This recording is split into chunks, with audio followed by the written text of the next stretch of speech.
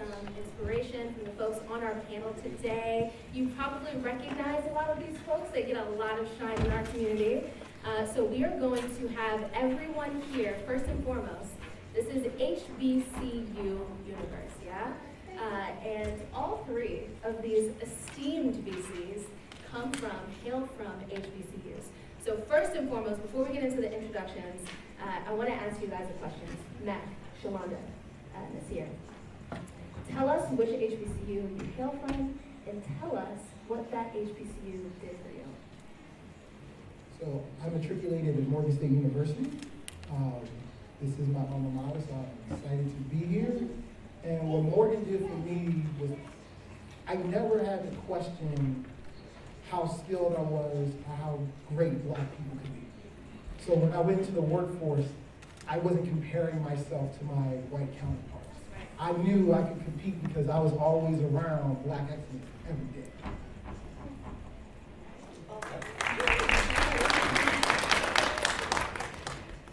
Hey everyone, good morning. I come from the real HU. Woo! Hampton University.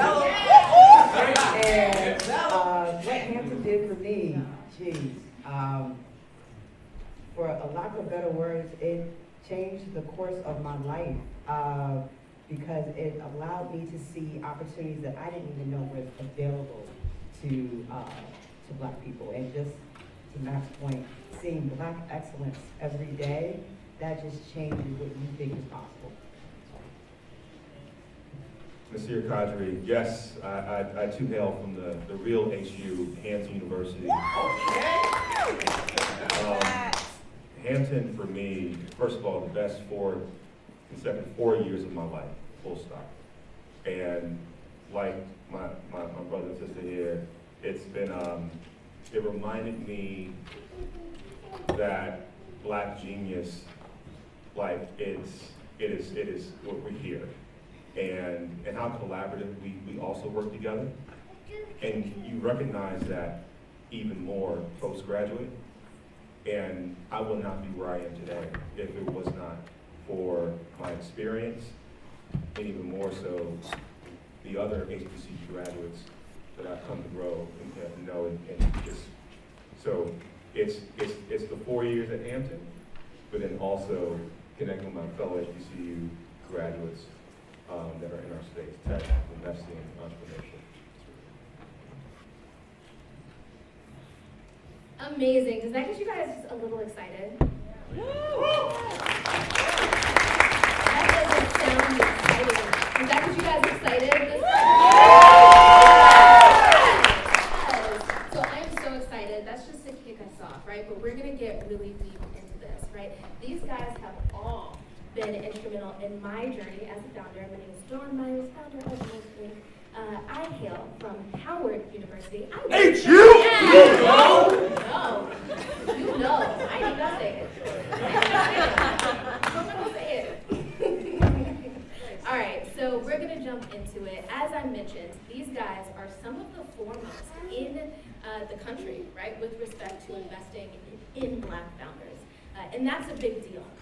This space has incredible potential, as all of you know. You're in this room today because the space has such incredible potential for revenue generation, for wealth generation, for solving and healing a lot of the problems in our communities. And these guys are at the forefront. So what I'd like to do first and foremost is talk to each of you about how you came to this space. Right? So each of you have very different paths, and I think it's important, particularly for the students in the room and for the young professionals in the room, to understand, look, there is no one formula to make your way here, right? So I'd like to start with Matt. How'd you make it here? How did I make it here? That's a longer question. I'm going to try to straighten down as much as possible. But it starts with, when I was in Morgan, I got a co-op working with the National Security Agency. And when I was there, it's like 400 students in the program, 30 of us were there, right? And those became my core friends in my early 20s, and we were all computer science and electrical engineering majors. I was a CS major. And within that group, I had a friend from Howard who was obsessed with being the Black Armstrong, right? He was the guy who showed me, like, as engineers, we were builders. So, like, he eventually went off to Silicon Valley and go start something We didn't even know what the words were for it. You know, we started, we didn't even know what to call it. I was like, okay, I can do that. So then eventually I go off to have my first company, and I start to raise money. I get in front of these investors. I'm like, man, they're not smarter than me. I can do this. I got a bunch of friends who are entrepreneurs. Y'all don't know how to give money to us. I can do this. And so every founder kind of has that in their mind, and you meet an investor, you feel like, I can do that, child. But, I go through the process. My first company's successful. My second company doesn't work out. And I actually I'm working at a marketing firm here in Baltimore. I'm completely out of, the startup world. And I had been there for almost a year. And in 2016, the week Philando Castillo got shot and killed in his car by a police officer, it was the same week my organization started soliciting the National Rifle Association for a contract, with me as the lead engineer on the contract. 3 weeks later, they won that contract and I quit. The day that, it was a Friday, they announced it, and I went straight to my CEO, gave my letter of resignation. I said, Black man, I can't work here. The very next Monday, I got an email from T.H.E.M. It's a community-wide email saying they were hiring me from there. So I called up somebody I knew at T.H.E.M. I was like, you think I could do this? He's like, I don't know, we're trying to change some things. You throw your name in that, code words for, we need to get darker in the room. So affirmative action does work. So I applied to that one job and that one job only, because of course in my head, of course I'm gonna get this job. Had no idea how prestigious it was, how competitive it was. 4 months later, they tell me I'm not qualified for the job, but that they feel like they need me on staff. So they literally created a new position to bring me on staff. And so that's how I became the first person of color ever being on the investment team at T.H.E.M, and that kind of started my career.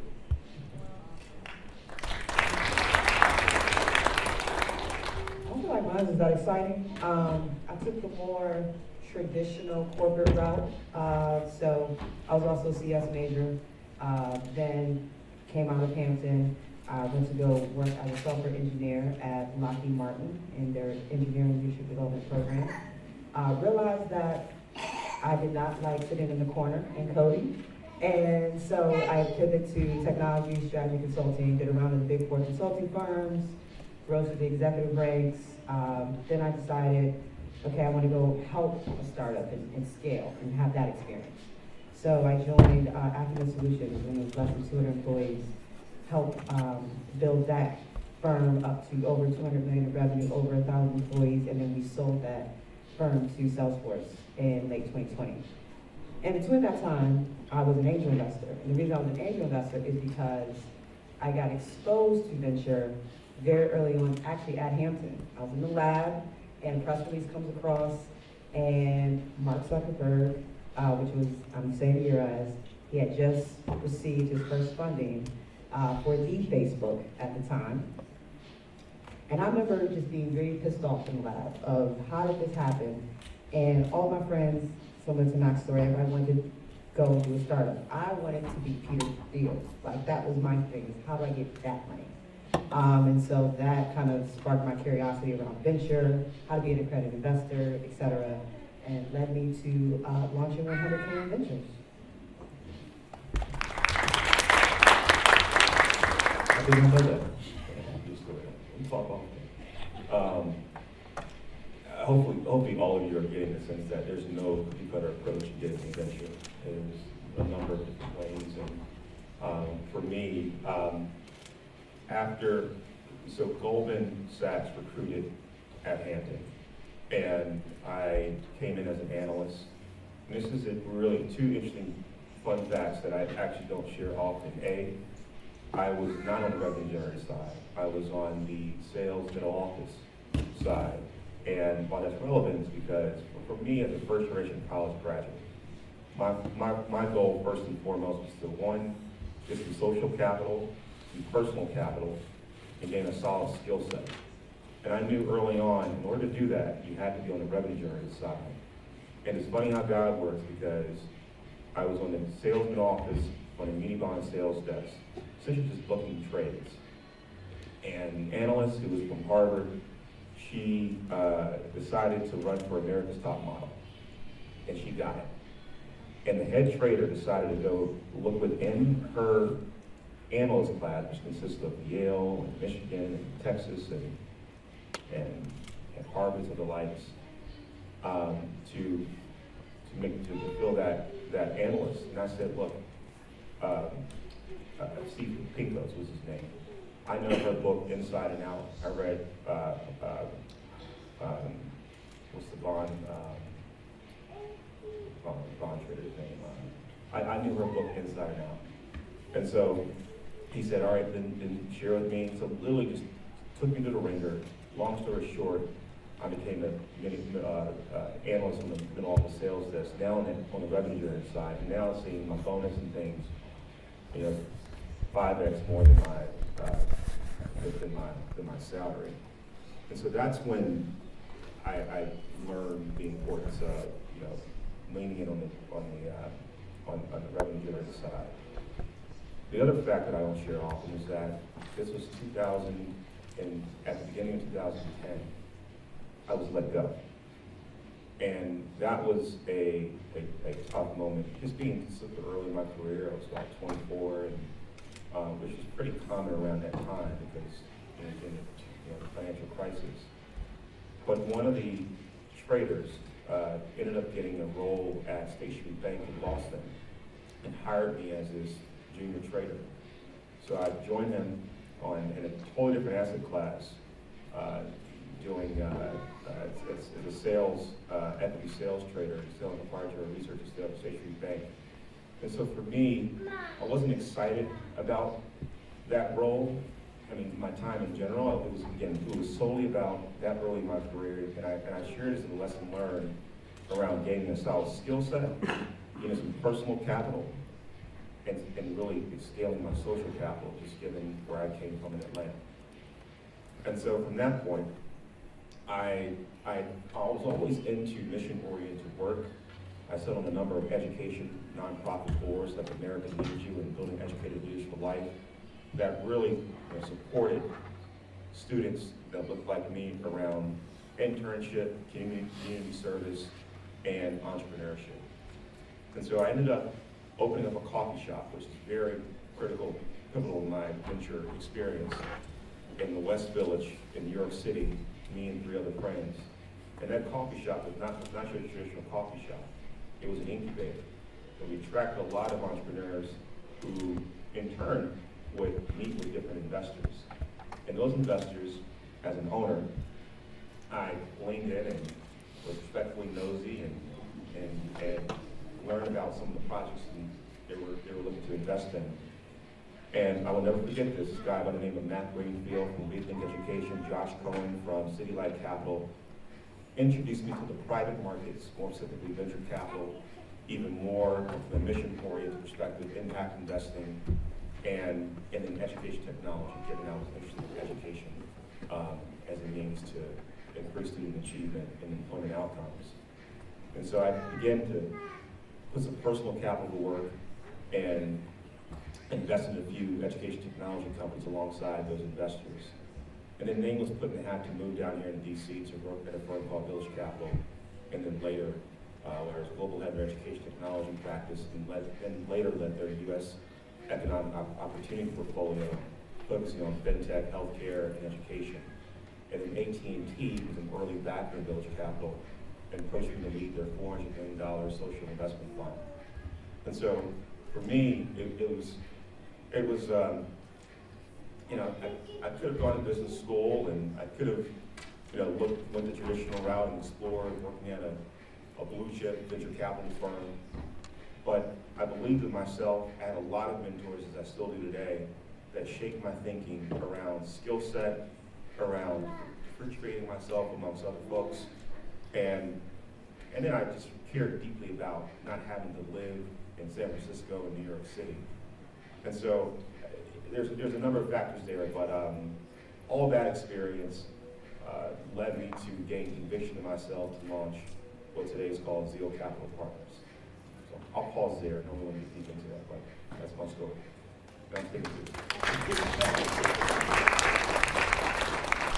Okay, so we're hearing a few themes here. Who here has, at least in their own interpretation, has experienced a failure? Show of hands. All right. So did Mac and everyone else up here who raised their hands, right? And I say that, I wouldn't characterize it that way. That's how he characterizes it.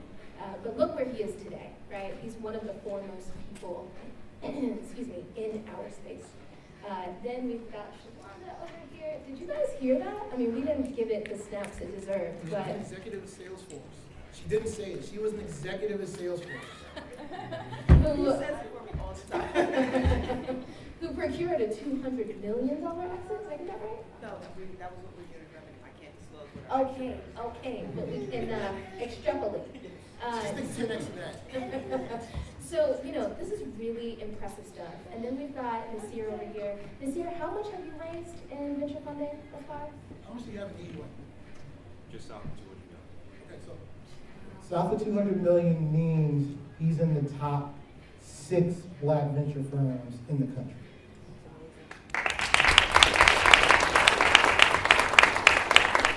It's a big deal, right? So I just want to drive home that, this is truly, when I said that this is an esteemed panel, it really is an esteemed panel. So I want to start there. And now we want to focus on the future of fundraising, right? So for those of you who are just starting to think about your careers, for those of you who are starting to build your companies and trying to figure out, look, how do I do this? What trends do I need to get in front of? That's what we're going to delve in going forward. Actually, I want to start with Nasir. So Nasir, you are one of the most disciplined, mission-driven people I know. So for the young people in this room who are thinking about trying to get into VC and who want to break into this space, tell us some hacks, some black hacks for the young black people who want to do what you're doing. Yeah, I'd say there's a couple of skill sets that could set you apart from other prospective investors who are trying to get in your, at a venture firm. I think number one is to, there's, no pun intended, to truly have zeal, like to be, when you're an analyst, the goal is to go out and be a sourcing engine, and so really have your arms wrapped around the ecosystem. What does that mean to be a source of income? To source companies, to go out and find deals, understand if it's a venture capital firm that you're interested in, understand their strategy, the sectors they invest in, the stage they invest in, or if you're not even sure, or you may have a plethora of other, a number of venture capital firms you're interested in, just understand their strategy, make sure you're going out to demo days, to showing up, and then even get going as far as to getting to know those founders, and then writing up your thoughts on why XYZ venture capital firm should invest in those founders. Because when you become an analyst, I mean, that's truly the crux of your role, is you're out there sourcing companies, you're in the hot seat in terms of conducting diligence, and then you're also focused on writing the investment memo and making the case to your partners why the firm should invest in that company. I think the other component is, there's technical things that I do think is important to understand around deal structure and whether that company, given the traction, deserves a safe or convertible note or purely equity, relative to the market, having a bit of a sense of the market opportunity of that particular project. Is this a venture-backed company? And if it's not, are you smart enough to understand other pools of capital? Because venture capital is not it's not usually the safe type of capital, right? Founders are deluding themselves. Of course, many can make the argument, you take venture capital dollars, and the company can scale possibly much quicker versus not taking venture capital dollars. But there are also forms of non-diluted capital out there in the market where founders don't have to dilute themselves, and I vouch for that more so than venture capital, right? And so there's that education component that an analyst, someone who wants to be a venture capitalist, that should understand. I think mentorship is so important as well. There's a cookie-cutter approach. I mean, I think we're in this Renaissance era Don, you called it out where in the past 40 years, you've seen this emergence of black women and men venture capitalists who are successfully raising particularly sub $200 million funds. They are mission oriented. They are proactively investing in black folk. And I think for me, that's why I'm incredibly just optimistic as a black investor. I'm also optimistic in different programs that exist that didn't exist when we were all coming up, like HBCUVC and Black VC, and a number of even SEO and MLT are beginning to expand their training wheels around. Let's make sure we're exposing these students to VC or just the private markets or investing in general, whether it's public or private. And so it's again, I think it's having the passion to go out and source. There's understanding the type of deal relative to the size of the company, understanding the market that you're going after, mentorship. Who are some venture capitalists that you would bring on as your mentors? And then I think everything else will evolve in itself, but those are my four.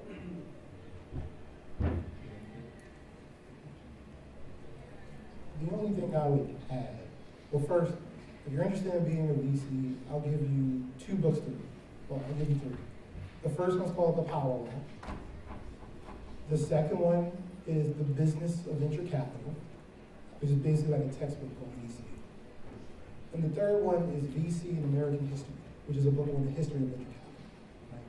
The first 2 kind of get into the weeds of how venture capital works.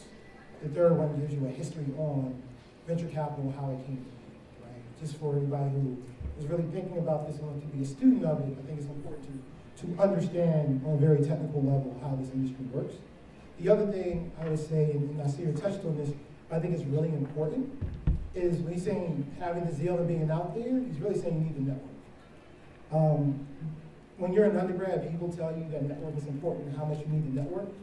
I used to hear that all the time. I didn't know what that meant. You know, when I graduated from college, I didn't know what networking was. It wasn't until I started my first company and I started going to events.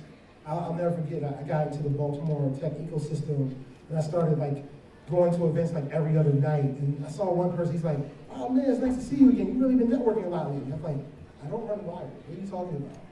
As an engineer, I think he's talking about running wires and running networks. But really networking, what it does is like a lot of people's like, I don't want to go to these events. I don't feel like seeing these people. I need to be building.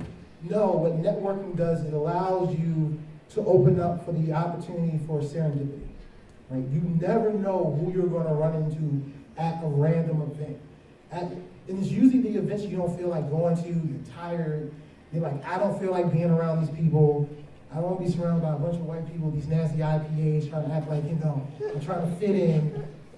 But you know, you show up, you grab one of those nasty things and you walk around and you just meet as many people as you can.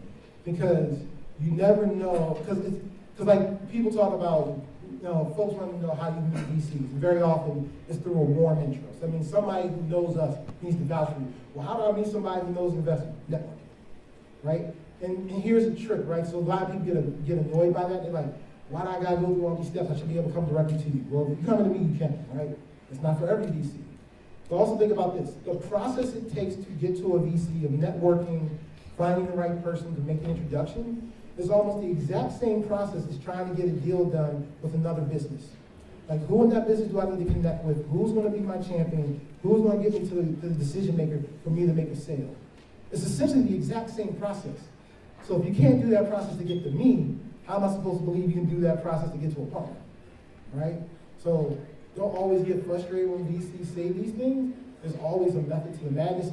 But the problem is, nobody ever breaks down what that is, right? Very often as black entrepreneurs, we just find ourselves bumping in the dark for like a year and a half, 2 years, until we get it, until we've made enough mistakes and got enough no's and have enough side comments to kind of cobble it together.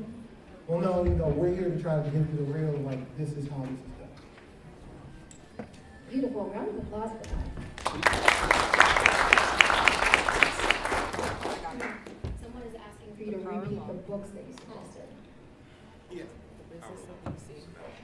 Yeah, so the first one's the power law. The second is the business of venture capital. And then the third is VC and American history. I have a bonus, Breaking into Venture by my friend Alice Gum Gates. And chapter 4 is actually the entire, shameless plug, chapter 4 is the entire story of Zeal. And it was really cool how she pulled that together. Breaking into Venture. By Alice Gum Gates from Separate Clearance Ventures. Beautiful. Can someone take down those notes so that I can grab them after the panel? Thank you. Thank you. Okay, so speaking of champions and speaking of networking, how do I not pass the mic back to Mr. Mack? Mac, I'd love it if you could tell the folks in the room how you married your venture prowess, right, with your growth hacking prowess to become one of the most recognizable faces in the space. So this is a story everybody always wants to hear, right? So I'm the founder and managing partner of RareBreed Ventures, and the interesting thing about that, my claim to fame, is I raised the majority of my first fund off of Twitter, right? So early on, I was just post George Floyd, I had a bunch of stuff on my mind that had to get out, right? So Twitter was my outlet, and for whatever reason, I just kept tweeting. Like I decided on tweet every day for 2 weeks. And so all I was tweeting was just helpful information to entrepreneurs, trying to demystify what venture capital is, how we work. And as I was doing that, was also around the time I got pushed to go raise my fund. And as I was thinking about raising my fund, I realized I knew how to be an investor, I knew how to find companies, all that. I didn't know how to find limited partners, or LPs, the people that invest in funds. But as I was tweeting, I was noting that other VCs were starting to follow me. And so I just made up in my mind, if I saw a VC follow me on Twitter as a new follower, I would just automatically send them a DM, tell them a little bit about myself and what I was doing, and put a link to my calendar. And so very quickly, in short order, my calendar started to fill up. And within the first, call it 20 or 30 meetings, I got to meet this amazing woman, Elizabeth Yen from Hustle Fund, an incredible fund in the Valley. And then at the end of our first ever 30-minute meeting of ever even seeing each other, but she'd been following me on Twitter, she committed money to my fund. And I was like, oh, you can do that? She was like, yeah. Like, oh, well, it's interesting. So like, so the more I tweet, the more meetings I get, maybe I get some money. And so from the middle of June to the middle of September in 2020, over a 90-day period, I had 1,128 meetings to soft circle my first $3 million. So at the height of I wouldn't say that's the smartest thing I've ever done. But at the height of it, I was doing 25 to 28 meetings a day. Because of that, I went from having 2,500 followers on Twitter to the day I have like 94,000. So I am very recognizable in the VC space, and that is how I raise. There are a lot of other ways and better ways to raise money, but that allowed me to become recognized. And I will say this, so one thing I didn't say about my journey is, I'm the only person up here that doesn't have a college degree. I actually dropped out that year.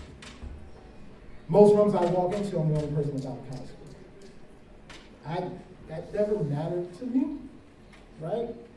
And as I was getting ready to raise my fund, I started to feel some imposter syndrome. So I wanted to do these programs, right? I wanted to do these trainings and things. And what I realized, so I did one in Stanford, and I get there, and it's a class, Stanford professors, they teach VC. And within like the first couple of days, one of the professors comes up to me, he's like, you know this. He's like, why are you here? I'm like, oh, you sure you talk to me? That kind of validation just took me to another level.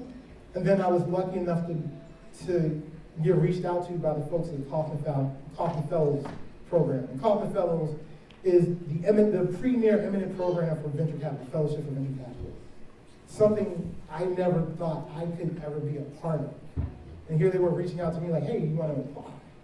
And so I am lucky enough to join this brother over here to be part of class 26 of the Kaufman Fellowship, which is such an incredible honor. But then again, it all happened because I bet on myself.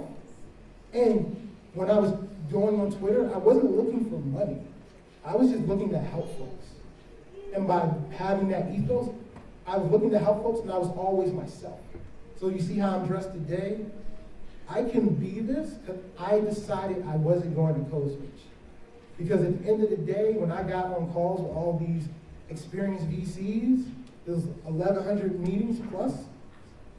When I opened, like no matter how I looked, the moment I opened my mouth and we started talking business, It was very clear, very quickly. I knew what I was talking about. I think they just cut my mic off on ground too. All right, so we have 5 more minutes, and I want to get some time with Miss Shalanda. Is anybody, you guys? Not on black. Okay, we might just have to project for the rest of the presentation, but really quickly, Shalanda, I want to talk to you about the state of Black entrepreneurship and the state of Black venture right now.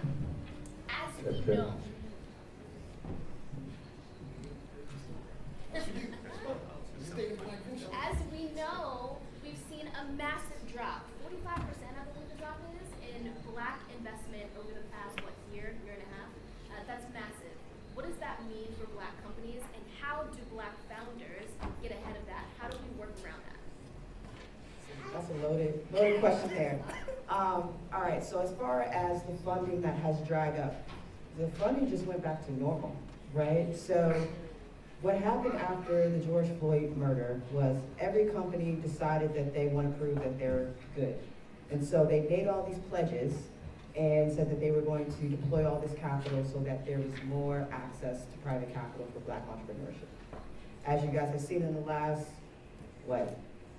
6 to 9 months, all of that has been rolled back dramatically, right? So now we're just kind of back at status quo. Now what does that mean? It means that we have to do what we've always done. We are creative people. We figure out how to get it done by any means necessary. So it's just back to that mentality. One of the fastest growing segments of entrepreneurs is Black women.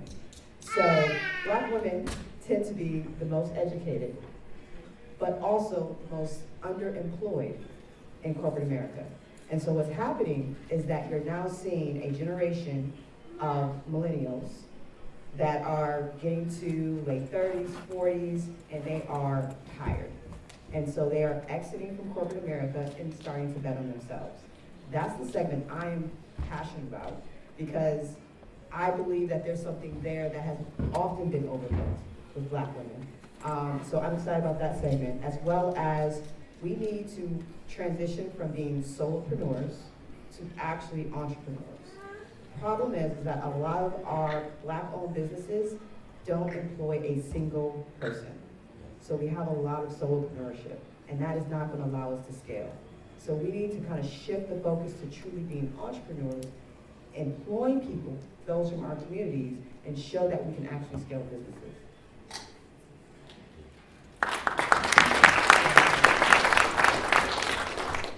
The only thing I want to add to this moment in time, we see DEI programs being rolled back.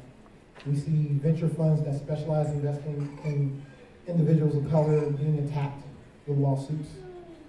But what that means for Black founders is that when you go to pitch your company, the bar is just higher.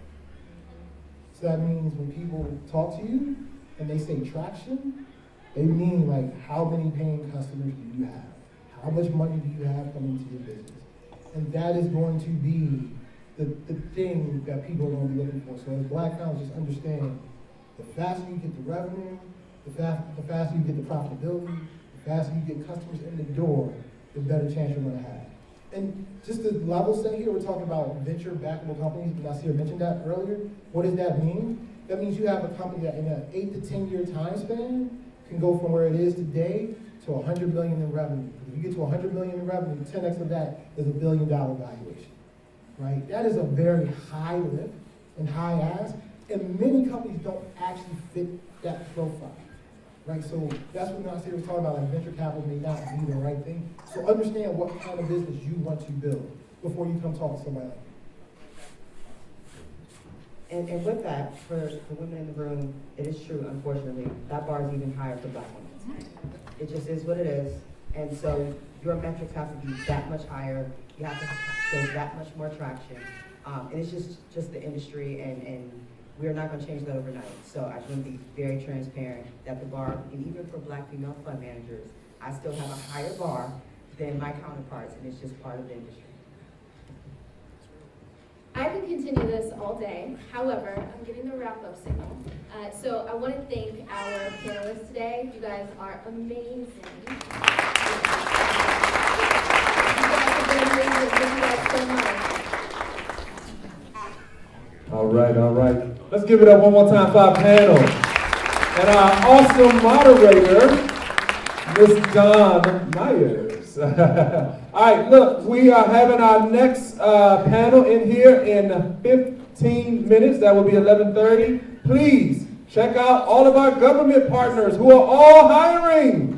On the second floor.